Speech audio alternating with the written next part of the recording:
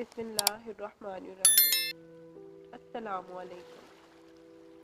Video شروع کرنے سے پہلے ہمارے چینل ویا وائس کو سبسکرائب کیجیے اور بیل کا نوٹیفیکیشن پریس کیجیے تاکہ ہماری ہر نئی آنے والی ویڈیو آپ کو بر وقت مل سکے۔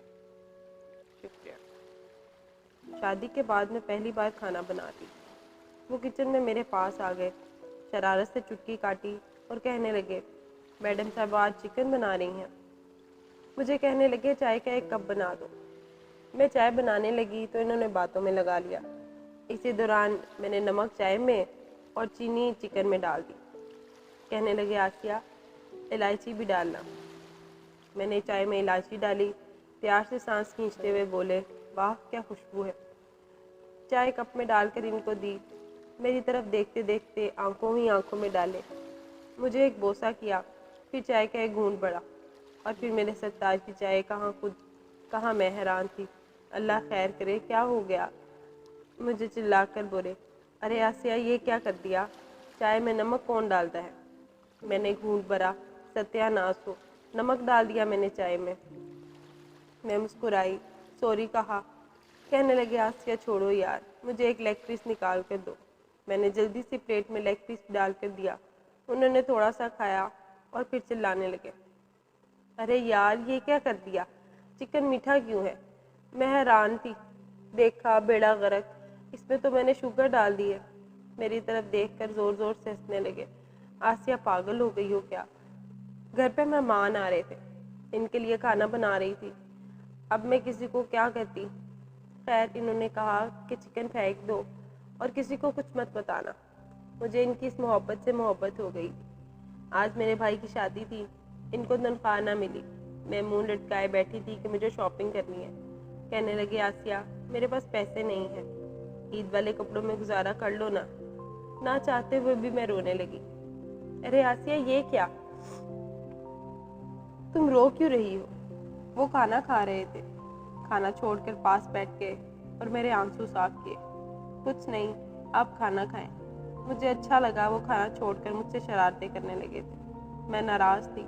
رات گزری، دوسرے دن 12 بجے گھر آئے، مجھے کہنے لگے چلو شاپنگ کر لو، میرے ساتھ چلو گی بازار؟ میں خوش تھی۔ جب شادی کے دن گزر گئے میرے دل میں خیال آیا پوچھوں تو صحیح پیسے آئے کہاں سے؟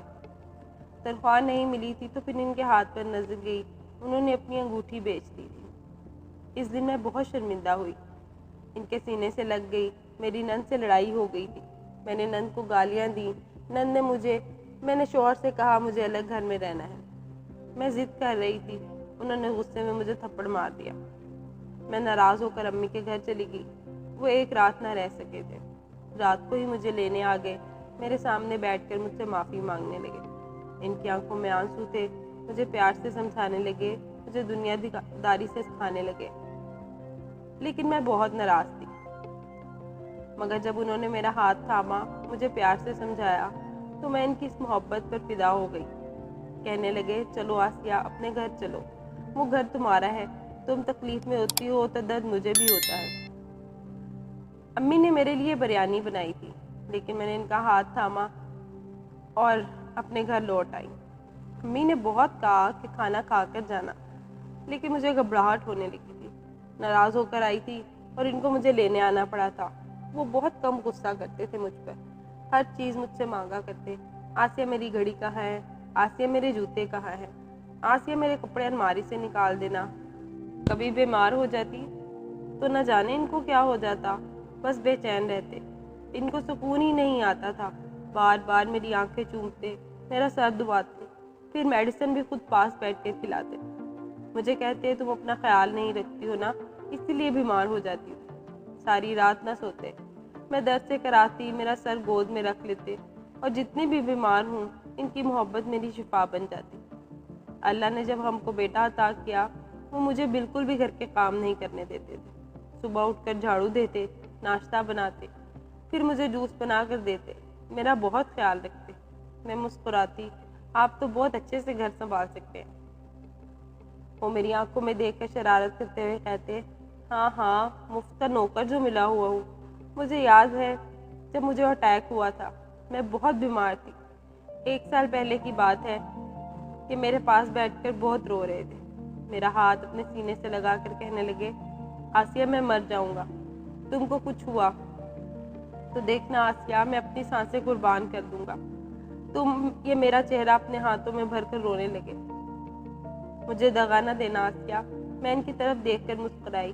میں نے کہا، فہد، اب مر بھی جاؤں تو غم نہیں، آپ کے ساتھ جی کر میں نے دنیا کی ہر خوشی پا لی۔ وہ جیسے تڑپ سے گئے ہو۔ ڈاکٹر آیا، گڑ گڑا کر روکتے ہوئے بولے، ڈاکٹر صاحب، میرا سب کچھ لے لو، بس میری آسیہ کو بچا لو، میں مر جاؤں گا اس کے بنا۔ خدا کی قسم، ان کی اس محبت نے مجھے ٹھیک کر دیا۔ میں زندگی کی طرف لوٹ آئی۔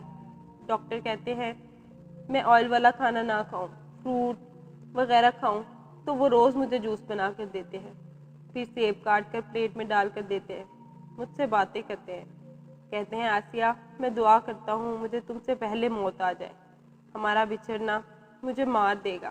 ان کی اتنی محبت کے بعد میں نے کبھی ان سے زبان درازی نہیں کی۔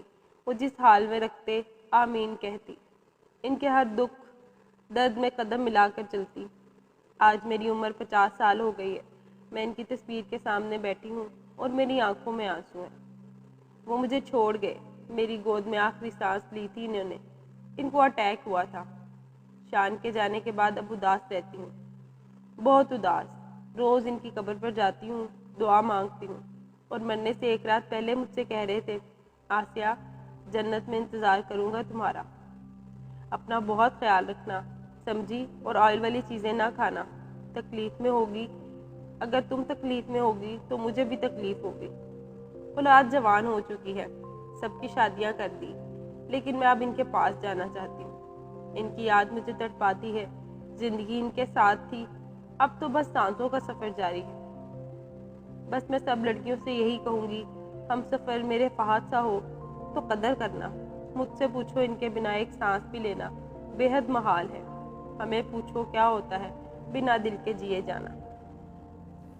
امید کرتی ہوں آج کی ویڈیو آپ کو پسند آئی ہوگی۔ جانے سے پہلے میرے چینل کو سبسکرائب کرنا مت بھولیے گا۔ اللہ حافظ۔